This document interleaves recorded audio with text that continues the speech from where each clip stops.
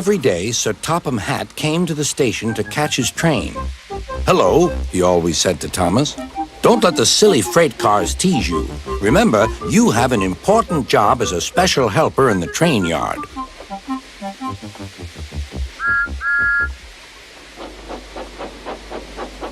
There were lots of freight cars, and Thomas worked very hard pushing and pulling them into place.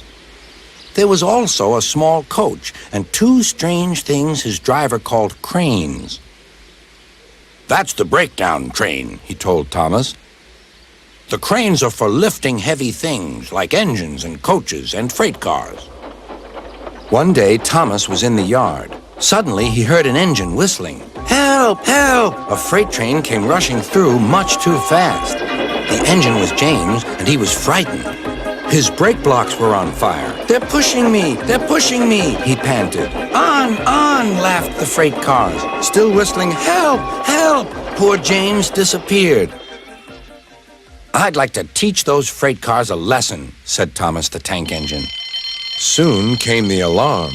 "James is off the line! The breakdown train! Quickly!" Thomas was coupled on, and off they went.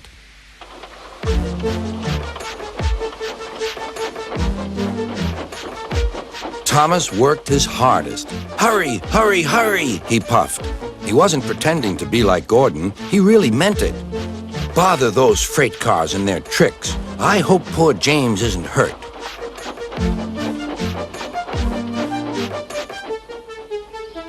James's driver and firemen were feeling him all over to see if he was hurt.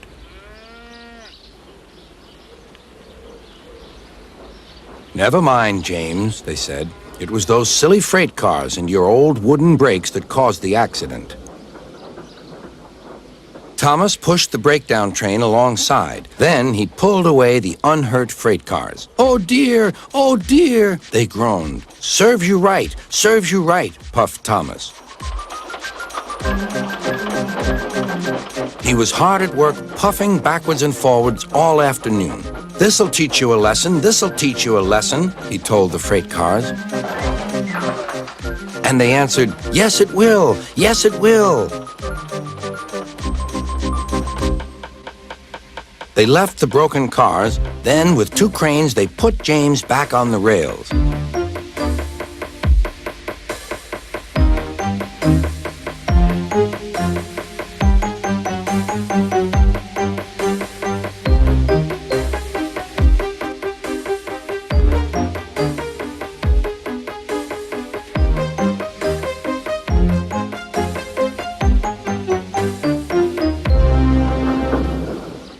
He tried to move, but he couldn't, so Thomas helped him back to the shed.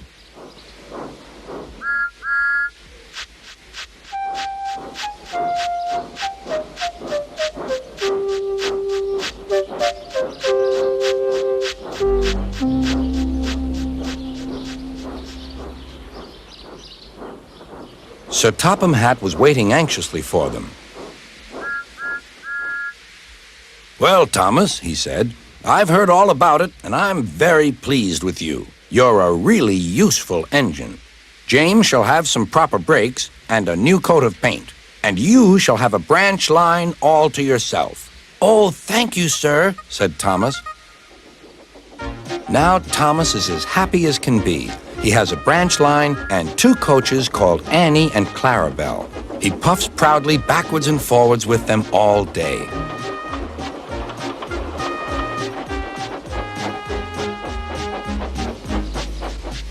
He is never lonely. Edward and Henry stop quite often and tell him the news. Gordon is always in a hurry, but never forgets to say, "Boop, boop," and Thomas always whistles, "Beep, beep," in return.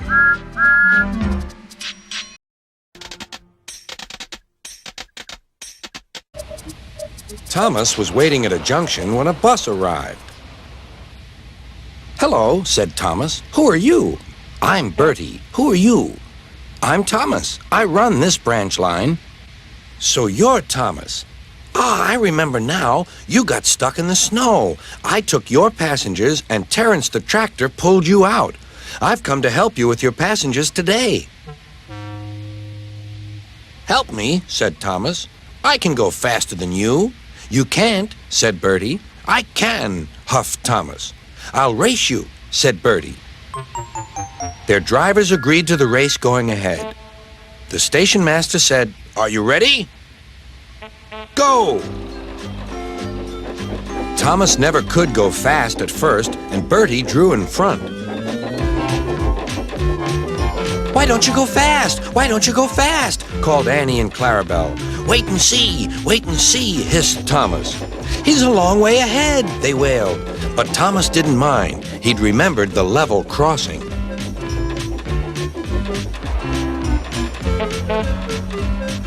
There was Bertie fuming at the gates while they sailed gaily through.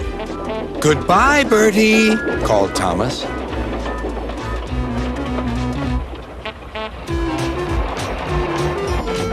After that, the road left the railway so they couldn't see Bertie.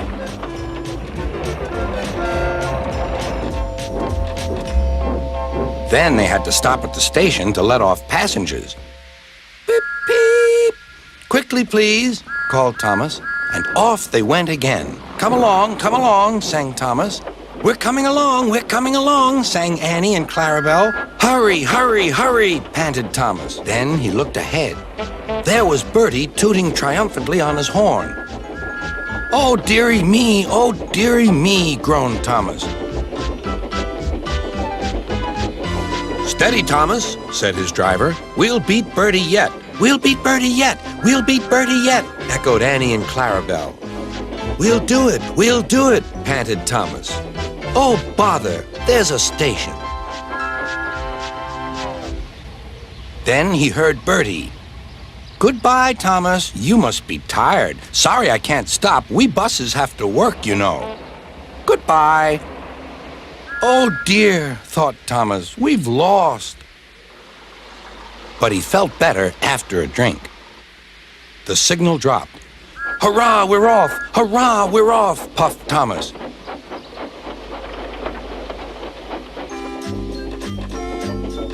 As they crossed the bridge, they heard an impatient honk, honk. There was Bertie waiting at the traffic lights. He started with a roar and chased on after Thomas again. Now Thomas reached his full speed. Bertie tried hard, but Thomas was too fast. Whistling triumphantly, he plunged into the tunnel, leaving Bertie toiling far behind.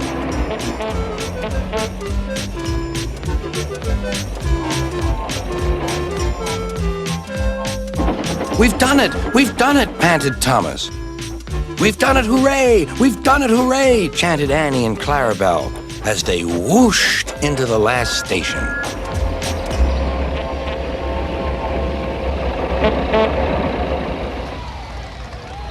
Everyone was there to celebrate Thomas's victory, but they gave Bertie a big welcome too. "Well done, Thomas," said Bertie.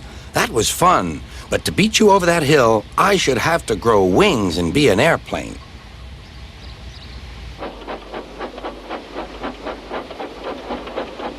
They now keep each other very busy. They often talk about their race, but Bertie's passengers don't like being bounced like peas in a frying pan.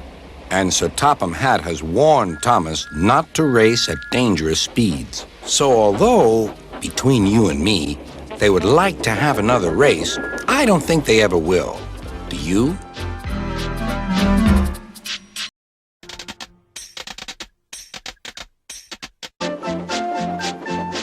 Thomas the Tank Engine is very proud of his branch line.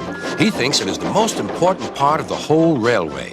His two coaches, Annie and Clarabel, agree with him. Annie can only take passengers, but Clarabel can take passengers, baggage, and the conductor.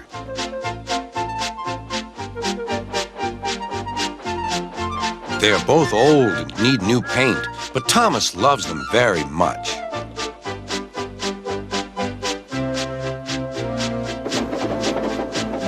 As they run backwards and forwards along the line, they sing songs to each other. When Thomas starts from a station, he sings, "Oh, come along, we're rather late. Oh, come along, we're rather late." And the coaches sing, "We're coming along, we're coming along." They don't mind what Thomas says to them because they know he is trying to please Sir Topham Hatt.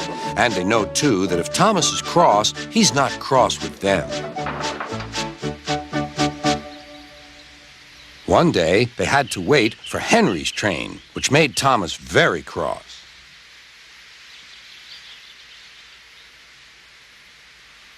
How can I run my line properly if Henry is always late? He doesn't realize that Sir Topham Hatt depends on me. Thomas whistled impatiently. He wanted to leave, but he had to wait for Henry's passengers.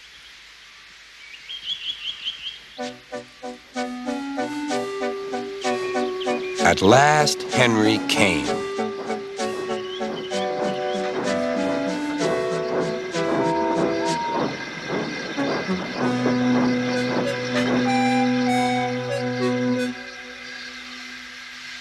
Where have you been, lazy bones? Oh dear, my system is out of order. No one understands my case. You don't know what I suffer. Rubbish, said Thomas. You're too slow. You need exercise. The conductor blew his whistle and Thomas started so quickly that he left him behind. The conductor waved his red flag to stop Thomas, but Thomas was well on his way, steaming out of the station. Come along, puffed Thomas. But Clarabel didn't want to come. I've lost my nice conductor. I've lost my nice conductor, she sobbed. Annie tried to tell Thomas what had happened. We haven't a conductor. We haven't a conductor. But he was hurrying and wouldn't listen. Annie and Clarabel tried to put on their brakes, but they couldn't without the conductor. Where is our conductor? Where is our conductor? They cried. But Thomas didn't stop till they came to a signal.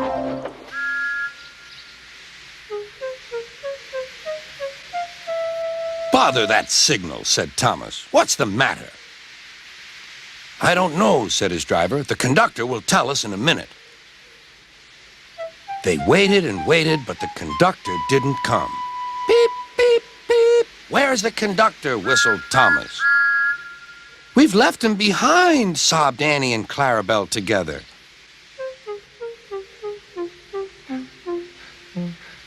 Everyone looked. And there he was, running as fast as he could along the line with his flags in one hand and his whistle in the other. He was very hot, so he had a drink, and told them that Thomas had left them behind. I'm very sorry, said Thomas.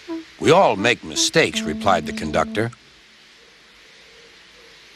Look, the signal is down. We can go. Let's make up for lost time.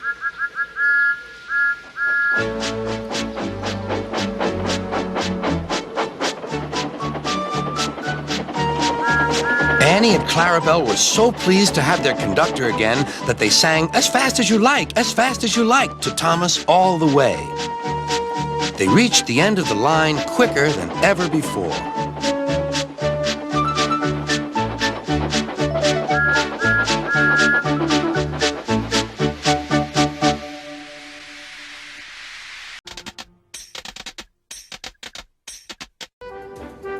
Thomas's shortcut. It was a sunny day on the island of Sodor. Thomas was pulling Annie and Clarabel on his route. They met Bertie coming along the road. Hello, slow coach. Ignore him, Thomas. He's teasing again. But you're not slow coaches. You can go very fast. He's not talking about us.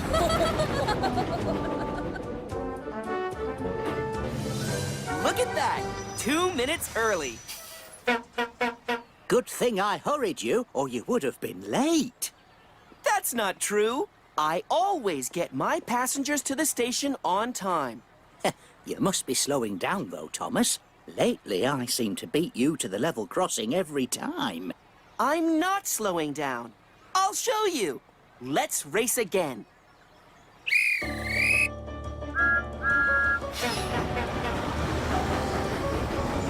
Thomas and Bertie think racing is great fun. Sometimes Bertie is quicker. especially when Thomas has to wait for sheep on the line. And sometimes Thomas is quicker, especially when Bertie has to stop for workmen repairing the road. Slow down, Thomas. You'll burst a valve. You'll rattle an axle loose. I'm going to win! I'm going to win! But lately, every time they have a race, no matter how fast Thomas puffs, Oh, no! Bertie manages to win. You really are very slow these days, Thomas. Thomas couldn't understand it. Why was Bertie always there first? I was going faster than ever! Later, Thomas met Bertie again, but he wasn't sure if he was happy to see him. Don't be cross, Thomas. Should I tell you my secret? What secret? I've been rerouted. Now I take a shortcut, so my route is much quicker. Thomas was very surprised. He didn't know Bertie could take a shortcut. That night, Thomas was very cross. It's not fair. I like to race Bertie, but he's been rerouted. What does rerouted mean? It means to go a different way to the one you usually go on. What's wrong with that, Thomas? Bertie takes a shortcut now, so he always wins. Then an idea flew into Percy's funnel. So, why don't you take a shortcut too, Thomas? Then you could be rerouted just like Bertie. Thomas thought that was an excellent idea. But Annie and Clarabel didn't. But there's no shortcut on your branch line, Thomas. If you go another way, you could miss a station or make your passengers late. But Thomas was determined.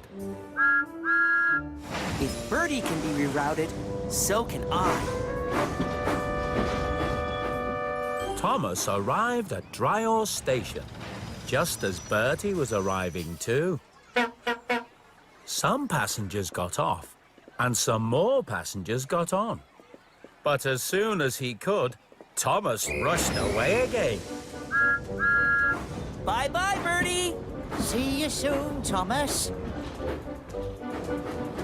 He didn't want to lose another race. If Bertie can be rerouted, so can I. Thomas came to a junction where the tracks were already switched. Maybe that's a shortcut. But he only ended up running along a loop siding and coming back onto his branch line again. Oh. Then, Thomas found another track that led away from the branch line. Maybe that's a shortcut. We don't think so. We don't think so. This time, Thomas ended up in an old goods yard. Oh, dear. That's not a shortcut either. We told you so. We told you so. The passengers were grumbling. But Thomas didn't want to give up. Finally, Thomas spotted an old track that led into the woods. This must be a shortcut. There is no shortcut, Thomas. Bertie was waiting for Thomas at the level crossing. He never usually takes this long. Bertie's passengers were starting to grumble too. So Bertie went on his way again. Thomas pushed his way along the overgrown track. Annie and Clarabel were not happy. Thomas, please! Where are we going? Don't worry. This shortcut is going somewhere. We'll be out of the woods soon, and then... Thomas had hit a rotten buffer in the undergrowth, and his wheels had come right off the track. Oh, no! I can't back up. I'm stuck. The passengers were not happy. Now they were going to be very late indeed. Thomas felt terrible. And then he saw his friend Bertie. Hello, Thomas. What are you doing in there? I was trying to find a shortcut, Bertie, but I've come off the rails. And now my passengers will be late. Oh, dear. But maybe I can take your passengers for you. Thomas's passengers thought that was a very good idea indeed. But Thomas still felt very silly. It was almost dark when Harvey came to shunt Annie and Clarabel out of the way, before lifting Thomas back onto the rails again.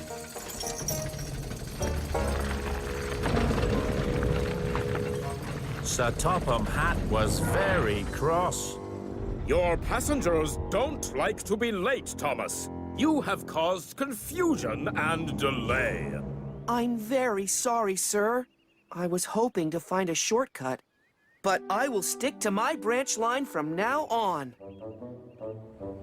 A few days later, Thomas was back on the track. He arrived at Knapford Station to pick up Annie and Clarabel. Thomas! Welcome back! We missed you! Thank you, Annie and Clarabel. I missed you too. Thomas promised to stick to his branch line in the future. He wouldn't try taking shortcuts again. See you later, slow coach.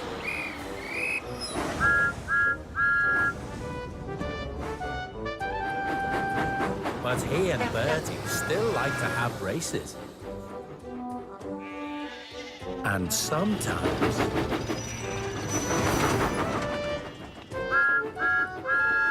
Thomas even wins. Not so slow coaches. There's nothing Thomas likes more than pulling Annie and Clarabel along his branch line. But even though his coaches are very faithful, they do sometimes complain, especially when Thomas goes a bit too fast. He's doing it again, Clarabel. I agree, Annie. He's going dreadfully fast. I can hear you two. One day, Annie and Clarabel were complaining as usual. Thomas, slow down! My couplings are clattering. So Thomas decided to be a little cheeky. Oh, dearie me, what are you doing, Thomas? Now you're going too slow. You'll need to speed up if you're going to get us anywhere on time. But I thought you wanted me to go slowly.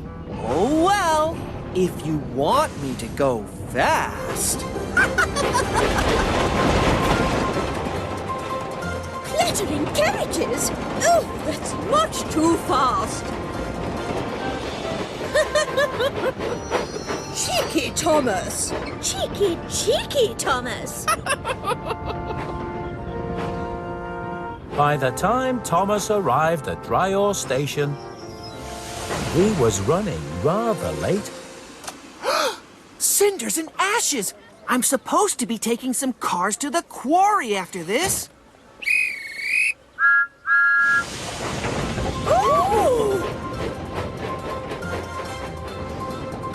Meanwhile, Caitlin was pulling into the shunting yard. Caitlin was a very fast engine indeed.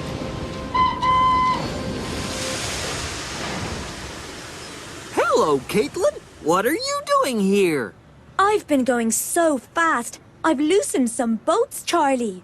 I need to go to the steamworks and get them tightened. Can I leave my coaches here and come back for them later? Sure thing, Caitlin.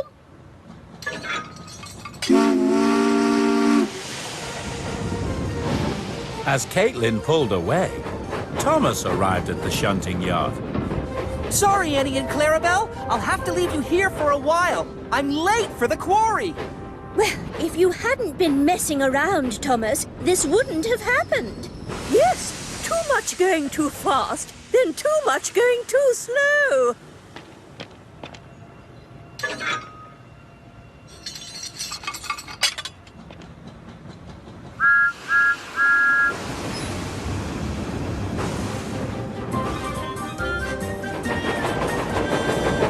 Thomas hurried up to the quarry as fast as he could.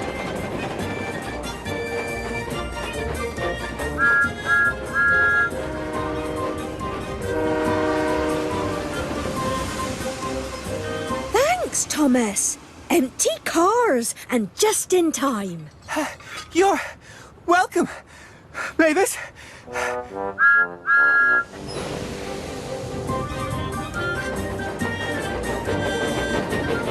Then he hurried back from the quarry. But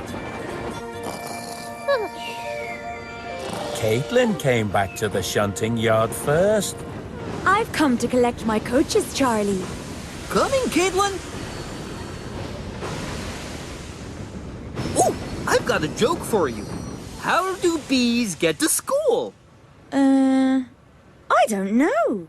On a school buzz! Charlie was so busy joking, he accidentally shunted Annie and Clarabel over to Caitlin, along with her own coaches. Thomas must be back. About time, too.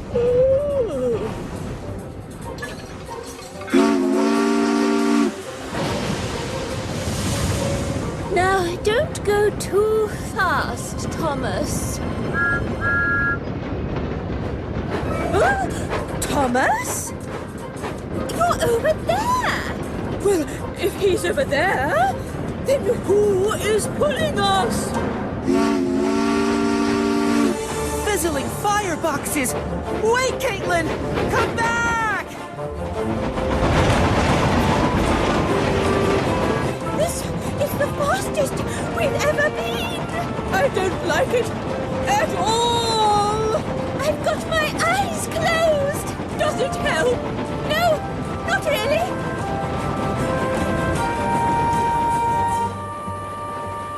At last, Caitlin stopped at Wellsworth Station. Thank goodness for that! Hello, Connor. How about a race up to Ulfstead Castle? Oh dear, a race! Please say no. Please say no. Please say no. You're on, Caitlin. No! Ready, steady, go!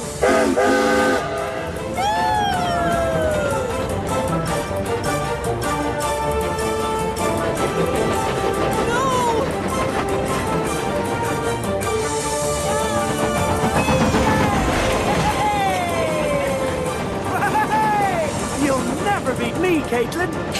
We'll see about that. I'll never complain about Thomas again! Nor will I!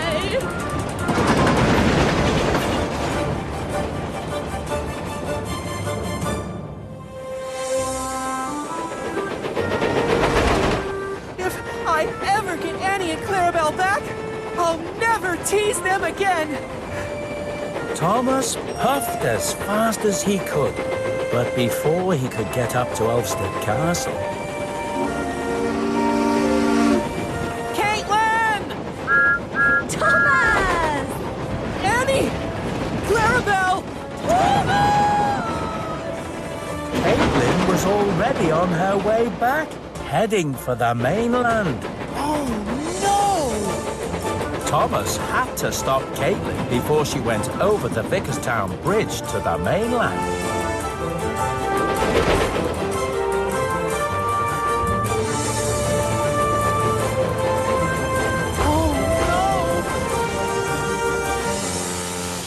I'm too late. I'll never be able to catch up with Caitlin now.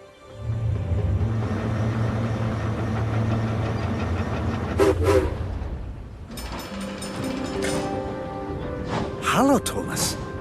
Hello, hero. It's a good thing I've stopped Kately. She was taking your coaches away. Annie and Clarabel! You brought them back! Thank you! Yes! Thank you, hero. Thank you indeed. Oh, Annie and Clarabel, sorry I teased you. And we're sorry we complained about how fast you were going. We'll never do it again. Thomas wanted to go even faster, but he was so happy to have Annie and Clarabel back, he just smiled.